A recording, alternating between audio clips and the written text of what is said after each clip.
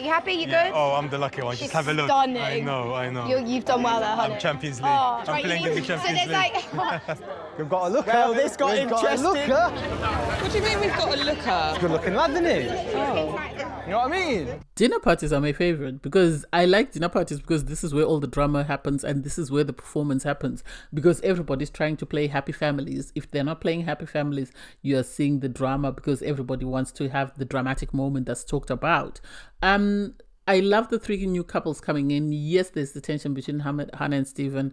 That was to be expected. And I give it to Stephen for sticking to his guns. And then the insecurities.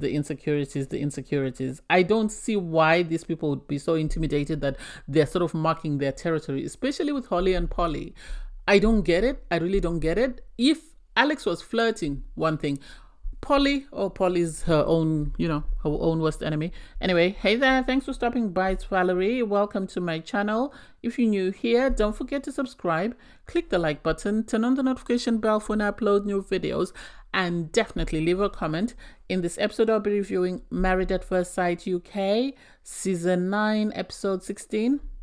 My favorite day of the week, because I love dinner parties, because I know the mess is coming. Anyway, so you have the three new couples check in. They're all moving into their new apartments. And, two of the couples are excited. The other couple, we all know what's going on. So Amy and Luke, they're ecstatic. Luke wants to Christian the place by making a cup of tea, which is the appropriate term. But hey, it is what it is. Amy was able to sort of brush through that. Ryan and Shannon, they seem to be a very peaceful couple. We barely get to see them. I think because there's no drama or tension, so we don't get to see them as much as we do the other couples. You have Hannah and Stephen, they move in. Oh, you can see they're not in a good space. You can see they're moving in because they've been told you need to move in. But if they had their way, they wouldn't have moved in because you have them sort of deciding who's sleeping where. And so Hannah initially says she'll sleep on the bed and Stephen sleeps on the floor, and Stephen said he'll take the settee. So we'll see what happens with that. Ross and Sasha are in a good space. Kieran is busy hoovering for his wife, so Christina is happy. Lacey and Nate is always helping with her hair. He really likes her, it seems. So they're very good. Adam and Polly, they're tense because of the situation with the comments on their honeymoon being brought up when the families came in. Casper, did you not watch the show before? You should have expected this, that the producers would continue to bring it up. So the fact that he's annoyed that it keeps bringing up doesn't make sense to me. Alex and Holly, they're in a good space. You have Alex doing his ironing. And then you have Stephen and Hannah pop in. And Hannah, you could tell, had people's backs up immediately. Because, Alex unknowingly asked, what do you do? And she said, I own a gym, and I can tell by looking at you that you work out, you've been to the gym. And you could see Stephen wasn't happy, and you could see as well Holly's back was up, and she's like, that's a bit inappropriate to say to somebody's husband who you've just met. Austin and Rochelle, they are tense. They're still in this no man's land whereby they are still sort of trying to figure out what's going on with the two of them. And so it's going to be interesting to see how they behave at the dinner party with everybody else. And then you have Polly and Adam. Polly is in cloud 9. She's on cloud 9 because she's been having regular sex, so that's what she wanted, and she's a happy bunny. This is going to end in tears, and sadly, she can't see that. So everybody arrives for the dinner party, and surprise, surprise, they have Holly and Adam arrive first. The producers are messy. I think they know that the banging brunettes are coming, and they want Adam there comfortable so that he can watch them come in, and Holly can, Polly can be stressed as she normally is every time a brunette comes in. Next is Nate and Lacey. They are in a very good space. They are excited. You have Alex and Holly come in. They're in a good space. So when Alex and Holly come in, they let the others know that there's a new couple coming in. They let them know that Hannah and Stephen are coming in. Anyway, you now have Polly asking, can you describe it? What does she look like? What does she look like? And it's like, seriously, are you going to have blinders on this man once you leave the experiment? Because a lot of women are seeing him, and there are some that are desperate for a partner that are going to chase him. Are you going to be chasing everybody away? Make it make sense. Anyway, you have Emma and Casper come in. They say, well, Emma's saying they're in a better space. Casper sort of saying, well, they seem to be struggling. He's seen a delicate side of her that he likes, but he wants her to open up a bit more. So you can see that there is conversations that need to be had there. And then Hannah and Stephen walk in and everybody stands up. And you have Polly standing up now. So she's got vim for everybody else, but she doesn't have vim for her husband because she's now staring Hannah down to see how Adam is going to behave, because she's already warned him that you better be on your best behavior. And it's like, you don't need a man that you have to caution every time he's around people. You really don't. If that's the way your relationship is going to go, then maybe it's not it for you. Maybe you need to keep it stepping and look for someone who's your person and leave this person alone for the streets. You have Adam, he's excited. He's excited. I don't know how he's going to feel when he sees the other two girls coming in, but he's excited. So you have Adam sort of greeting Hannah, and Polly's still staring them down. And then Polly has a conversation with Stephen, wanting to find out, so how is your marriage? What went wrong? And it's like, seriously, are you that intimidated? Are you that afraid that you have to question somebody's marriage? Not from a place of love, but from a place of malice, because you're trying to find, how can I stop this person interfering in my relationship? Maybe you should have closed your legs and waited for this man to say he likes you before you open them, because now you've opened your legs to him and he is about to move on to somebody else. So, sensing the tension, the producers decide, well, to send in the happy couples. First, they send in Kristen and Kieran. They're in a very good space, so they lighten the mood. They follow them up with Ross and Sasha, which just brightens the mood in the place, because now there's no tension and everybody's just happy for the two happy couples that have walked in. And then they bring in Orson and Rochelle, and we all know that things are not right. Things are not right at all, because you're having this conversation whereby Orson is saying, when we're good, we're very good, but when we're bad, we are really terribly bad. And so you have Rochelle sort of confiding in the girls that, you know, he's an actor and I don't know whether he's playing a role or whether he's genuinely being himself. And it's like, his mask would slip at some point. If he's that good an actor to fool you and the production and everybody else, then he should be in Hollywood. Then he should have an Oscar. Why is he still not even on EastEnders? I haven't watched EastEnders in donkey years, but still, why haven't we heard of him is my point. And even the experts are saying she's reading too much into his profession instead of actually getting to know the person in front of her. And I don't know how that's going to play out. And then you have in the background, you have Hannah trying to be all nicey to Stephen, and Stephen is not having it. And the producers are suffering from what I call polyitis, whereby you behave like Polly, you listen to one side of the story, or you only see one version of a story and you believe it as gospel truth, because they're now saying, oh, why is Stephen not responding? He's not even looking at her in the eye. He's not doing. And it's like, if only you knew what she did. She was about to throw a dynamite in his life and explode his life on camera after he confided her off camera. And this is why he's at the space he's at. I'm actually surprised that he actually decided to continue the experiment.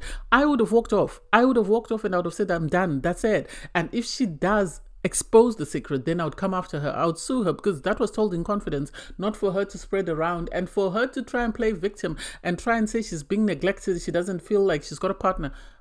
Darling, you brought this on yourself. The moment you went on camera and said, do you want me to expose you? That's the moment you lost him. Everything else you were doing, he would have forgiven you. But the moment you decided to, expose a family secret, you lost him, and I don't think you'll ever be able to win him back. So everyone is relaxed. They're just sipping and chatting. And then you have Hannah, Mrs. I don't even know what to think about her, really, because she stands up and she wants to thank everyone for making them feel welcome, because, she was really nervous. And it's like, Hannah, this is not the time or the place. You need to calm down. You need to sit down. You need to read the room first before you start making any speeches and stuff. Anyway, after that, you have Shannon and Ryan turn up. They are a good-looking couple. People are surprised that there's another couple coming in. They didn't expect them. They didn't know that they were coming in. And then lastly walks in Amy and Luke. And people's jaws are on the floor, because Luke is a stunning man. Amy, yeah, she's good-looking. I don't like the work she's had done, but she's good looking. And you can see people are intimidated because now they're trying to look at their partners and think, oh, what does my partner think of this? And it's like Polly sitting in a corner. She doesn't know what to do with herself. And it's like, you opened your legs to this man before you knew that this man really liked you. Now look at him. He's excited like a kid in a candy store. He's even saying, we've got to look her. And he was very quick because she asked, what do you mean by that? And he quickly said, look, he's very good looking. And it's like, that's not what he meant. That's not what he meant. He's got 3 new prey. And if he had his way, he would dump you. I think the only problem he has now is he's had sex with you several times. So for him to swap you for another wife, he knows the backlash is going to be swift. So he might behave himself just for a little bit. Anyway, everybody's summoned to the dining table. This show is about to take me out. Anyway, so you have Stephen and Hannah. They were a ticking time bomb. They were going to explode at any moment. So I'm not surprised that things went left, because you had Polly. Polly is always trying to involve herself in other people's business instead of focusing on her relationship and her man who is not, feeling her the way he should, or who is not giving her the affirmations that he should. She wants to know what's going on with Stephen and Hannah. So obviously things reach her head and Hannah storms off, and then she has the girls go out and speak to her and sort of try and pacify her. And she's saying, he doesn't speak to me, he doesn't look me in the eye, he doesn't. And that's because you've betrayed him, you've broken his trust, you've threatened to reveal something that's very sensitive that he says will tarnish his relationships with other people in his family. And so he's entitled to feel the way he feels. You're entitled to feel the way you feel. And she says, if I go back, he won't even ask me, how are you? They sit down and try and have a conversation. Their problem is Stephen partly listens to understand, but most of the times he listens to respond, just because the person he's talking to, if he doesn't get his point across, then he's lost. Whereas with Hannah, she just listens to respond. She's always on go. Even if someone else hasn't finished speaking, she's already got a response and she's ready to go. And it's like, you're not at war. You're not fighting. Yes, I get what she says when she says, you are supposed to be talking to me because you're the person I'm familiar with. And it's like, yes, he is. But maybe the two of you should have started it. I'm sorry. I'm sorry I hurt your feelings. That was never my intention. I was just trying to get my point across. That would have disarmed a lot of the anger that's going on between the two of you. But because there was no I'm sorry, there was this rush to sort of prove oneself correct. This is why you're at the space you're at, in the sense that you can't seem to understand why you won't have a conversation without butting heads. Stephen saying he wants the experts to intervene. I get it. Because at the end of the day, yes, the other couples might help, but the other couples are coming from different angles. So they might not understand what's going on. They might not be able to actually give them the tools to sort of address the concerns they have. I think Alex and Holly at the moment might be the only couple that might be able to help them, because they've been through the same thing. Yes, they haven't wanted to reveal a secret, but they had a challenging honeymoon and were butting heads because of poor communication, because this is one of Hannah and Stephen's problems. I think they should have maybe sat with them and had a conversation, but otherwise, I agree with Stephen. They need to wait for the experts. They need a neutral party, someone who has no skin in the game, to sort of give them an unbiased opinion. And sadly, it seems the experts have already made a decision of who's right and who's wrong without hearing both sides of the story. Alex and Holly. Not just Alex and Holly. It's interesting that the couples that are not there yet, they are the ones that are very insecure and are very stressed about their partners. Well, I can't say that. It's only Alex and Holly and Polly and Adam.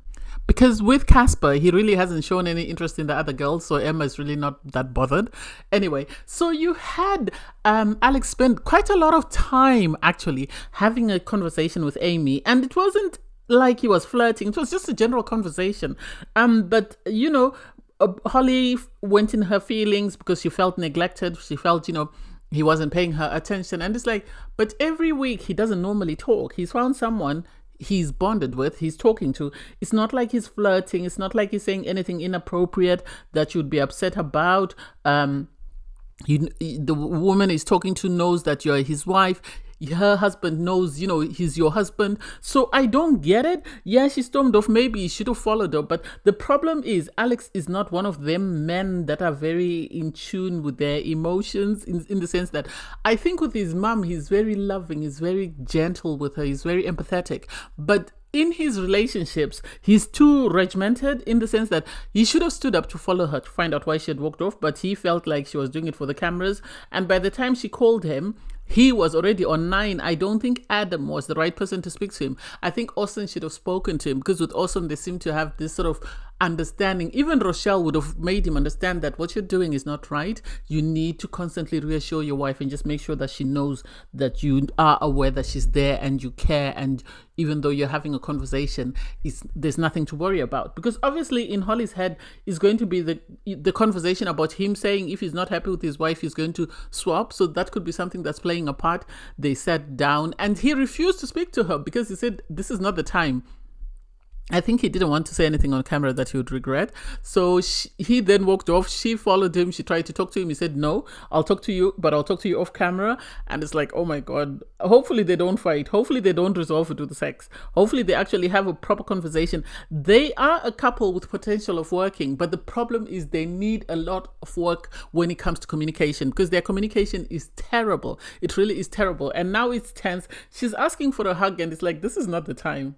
It's not the time to ask for a hug. I think she thought a hug would ease the situation, but she knows the man she married. So she has to, suck it up and wait until they get wherever they're going, and then they can have the conversation. Because I think he doesn't want the producers to make more of it, because they will then try and sort of poke and prod and make this fight bigger than it needs to be. So I get where he's coming from on that part. But still at the same time, he should have said, I'm sorry I made you feel that way. Can we talk about it when we get home? And that would have been fine. They should have called mangoes, as they said, that's their, that's their sort of word, their safe word. They should have called that, and then they should have left it at that. Obviously, because there's not enough drama for the producers, they decide to bring out a little box, and it's like, why? Why do we need this little box? Why do we always have to have tension? So the first couple to go through it are Ryan and Shannon. And the question is, what are your hopes for our marriage? And Shannon says things have been going amazing for them. So she would like them to continue the way they are, because if they can continue the way they are, then they'll be amazing, because their only issue is that he snores. Otherwise, there's no problem with them. Next is Austin and Rochelle. Austin asks, do you think I'm the man you need? Rochelle says, no, not really, because I need a man who's honest and I need a man with integrity and with leadership skills. And it's like, this man is carrying himself in a way that he doesn't embarrass himself or his family on TV. That doesn't mean that he's not honest. That doesn't mean he doesn't have any integrity or any leadership skills. So the idea that I think she's used to people sort of being aggressive with her, people telling her off, people being disrespectful or whatever they do, her previous partners. And so to have a man who is patient, who is kind, who's empathetic, compassionate, and who is caring enough to not to want to say anything that will hurt her feelings is what she's questioning, is why she's saying, oh, I want a man with integrity, with honesty, and a man with leadership. And it's like, what do you mean? You knew you were a 48-year-old. You knew you wanted someone who was mature enough to sort of lead you. Why did you give them an age range that would allow you to be matched with someone like Austin? If you knew that Austin couldn't lead you, why would you put yourself in that position? Now you're in this position. Now you're starting to scream, oh, me, why me? Why am I matched with someone who doesn't, possess the skills to deal with my needs? Well, when you were being cast and you're being asked what sort of man are you looking for, why didn't you tell them that? Why didn't you tell them that? She more or less wants a man that will bulldoze her like Hannah. That's what she's asking for. Or she wants someone like Alex. And with Alex, they would be butting heads every single day. One person needs to be the cooler head to sort of allow peace to reign. Otherwise, they would be bumping heads every day. And so I don't get why she feels like just because someone doesn't intimidate her or is not disrespectful or is not always sort of calling her out, she thinks that he's not man enough. I don't like it. I don't like the fact that she continues to question his manhood. That's not a good look. You have Adam and Polly. Polly asks, are we out of the friend zone? And Adam says yes. What do you think, Sherlock Holmes? What do you think? How can he say he's in the friend zone with you when he's had sex multiple times with you? He has to say you're out of the friend zone in order to save face. Otherwise, people are going to come for him and ask him, if you're in the friend zone, why do you continue to have sex with this woman? So he said that to keep the peace. I don't think he said it because he's 100% convinced that this is where they are. I think speaking to his friends, speaking to everyone in the experiment, he's now at a point whereby he feels he needs to do something in order to stay. Otherwise, you're going to pack your bags and go home. That's just my opinion. This is mess central. So Kieran and Kristen, they're asked, outside of the two of you, can you name, sitting at the table, the strongest couple and the weakest couple. And it's like, why would you say that? Why would you say that? Why would you bring this up? You're only creating tension. I think, but because they are liked by most of the people didn't take it personally. So the strongest, they said Nate and Lacey. Nate and Lacey seem to be in their own lane. They seem not to involve themselves in people's drama. I remember last week when Lacey was trying to ask Nathan that, you were at the dinner party, what happened? And he said, well, I don't know. I think people argued, but I wasn't at that, and so I didn't catch it. And so the weakest couple, they say Hannah and Stephen. It makes sense. It makes sense that Christina would pick one of the newer couples that looks weaker, because if she picks on the older couples, then people are going to get in their feelings. So the fact that she picked on the newer couple is amazing, because she could have easily picked on Casper and Emma. They're not doing great, so I wouldn't have been surprised with that if they had picked them. The next question is for Alex and Holly. Alex and Holly are asked, what would make our communication better? And the problem with Alex and Holly, I said this before, I'll say this again. Alex comes from the military background. He's used to a certain way of doing things and a certain way of behaving. And to add to that, he's grown up in a black family. And if you've grown up in a black family, you know that there are certain things that fly and certain things that don't. Things like a look. To most people, we already know what it means. And I think with Holly, the problem is because she dates outside her race, it seems she must have dated someone who used that as a way of sort of punishment, or as a way of sort of, what do I say? As a way of sort of getting her to conform to sort of some sort of attitude or behavior, or as a sort of a way of sort of cautioning her.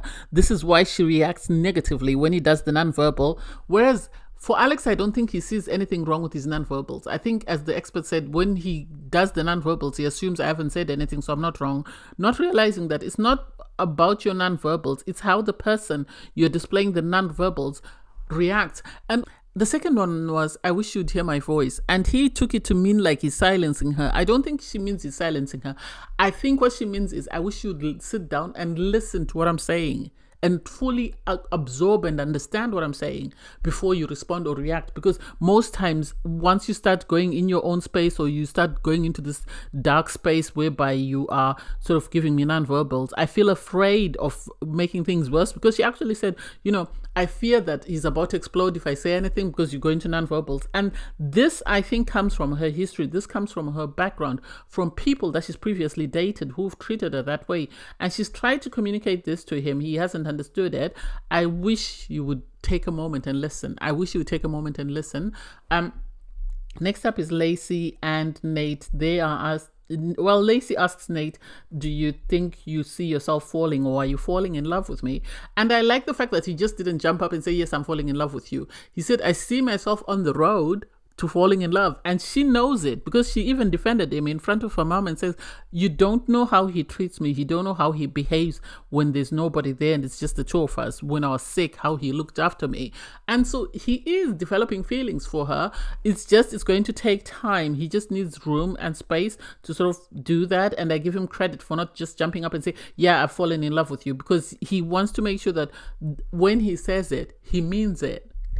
So lastly, the last question to be shown is Emma and Casper. And Emma's asking, what do I need to do to get our marriage back on track? And Casper says, when we met up with your sister and your friend, I saw a vulnerable side of you that I haven't seen since we got married. And I would really appreciate seeing that side more, because I'm attracted to that side of you. And so for her to say, that's not me. I just miss my friend. I miss my family. This is why I behaved in that way.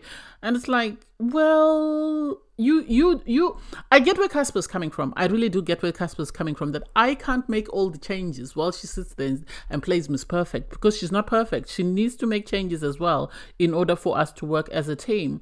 If she is not willing to do the work to change, then why should I be expected to be the only person changing? And so I get where he's coming from. I think it's a poor communication. It's lack of understanding, in the sense that she feels like Casper is saying, you need to be crying so that I can fall in love with you. Whereas Casper is just saying, show me your vulnerable side. Don't be performative all the time. show me that you do make mistakes. You're not perfect all the time. And I think this is the problem they have, in the sense that you have Emma sort of putting on a performance, and now she's put on this mask that, oh, you said you're not attracted to me, so I don't care and I'm just going to do me. Whereas he wants her to show that she is affected by what he's saying, she is affected by what he's doing, and she's going to try and see if they can make things work. If not, then she's happy to continue moving. And so I hope when they sit down with the experts, I hope they're able to reach an understanding. I hope they're able to address their concerns, and I hope the experts are able to explain to Emma that you're not Miss Perfect. You also have your faults. You also have things that you need to do. He's not saying to her, I want to bump uglies with you. He's not saying, I want to be kissing you and you cuddling me all the time. He's just saying, I want to see that you're a human being after all. You make mistakes just like everybody else. That I love, because I think he wants to come in and sort of help her and save her. And because he's not able to do that, this is why he feels the way he does. But anyway, thanks guys for watching. Please don't forget to like, share, comment, and subscribe. And click the link in my video to watch my review from episode 15. Bye guys.